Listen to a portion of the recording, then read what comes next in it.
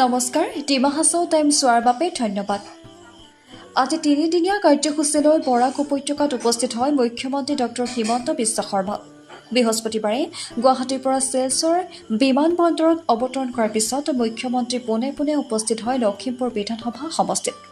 লখিমপুৰ মহকুমাৰ শিলঘাটত বৰাক নদীৰ ওপৰত প্ৰস্তাৱিত দলঙৰ আধাৰশিলা স্থাপন কৰে। বৰাক নদীৰ ওপৰত RCC দলংখনৰ মুঠ দৈৰ্ঘ্য হ'ব 340 মিটাৰ। এই দলং নিৰ্মাণৰ বাবে ব্যয় কৰা হ'ব 78 কোটি টকা। বৰাক নদীৰ এফালে চুটমাণ্ডা সোনাই পথৰ মাজেৰে সোনাই আৰু লখিমপুৰ চহৰ আৰু আনফালে সোনাই বাছকান্দি পথৰ মাজেৰে শিলচৰ চহৰক সংযোগ কৰিব।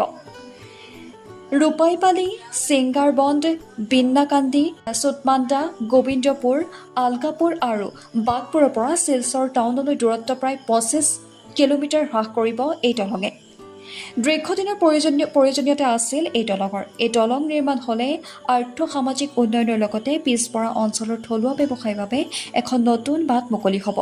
কাৰণ লখিমপুৰ অঞ্চল বা সোনাই অঞ্চলত ব্যাপক হাৰত শাক-পাচলি খেতি হয়। ফলত থলুৱা ব্যৱসায়ীসকলে অতি কম খৰচত আৰু কম সময়ত শিলচৰত আহি বজাৰ কৰিব পাৰিব।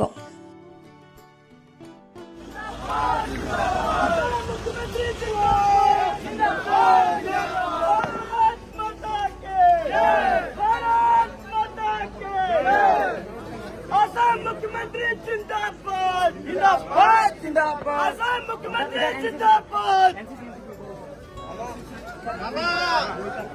আজি আমাৰ বৰাক নদীৰ শিলঘাটত এটা নতুন দলঙৰ আধাৰশিলা স্থাপন হ'ল।